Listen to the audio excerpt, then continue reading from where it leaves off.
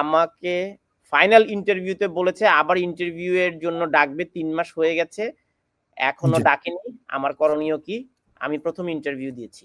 জি, না আমি বুঝতে পেরেছি আপনার এখন দেখা যাচ্ছে যে হোম অফিস সাধারণত আগে যেটা করতো, প্রথম স্ক্রিনিং ইন্টারভিউ নেওয়ার পর 5-6 মাসের মধ্যে হয়তো আপনার সাবস্ট্যান্টিভ ইন্টারভিউটা নিত।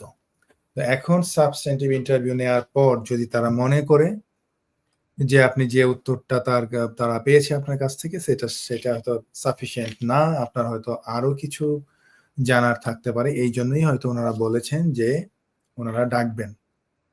তো 3 মাস হয়ে গেছে এখনো ডাকে নাই, এরকম কিন্তু আছে। কারণ প্রচুর অ্যাপ্লিকেন্ট, আপনার ওয়ার্কলোড বেশি হোম অফিসের, সেই কারণে হয়তো আপনাকে দিচ্ছে না। বাট আপনি কিন্তু চাইলে অ্যাসাইলাম সেন্ট্রাল যে কমিউনিকেশন হাব আছে সেখানে আপনি কিন্তু ইমেল করতে পারেন। ইমেল করলে ডেফিনেটলি আমি বিশ্বাস করি যে হোম অফিস হয়তো আপনাকে দ্রুততার সাথে একটা উত্তর দিবেন, বা হয়তো রাইট বা কারেক্ট যে টিম আছে তাদেরকে ইনফর্ম করবেন।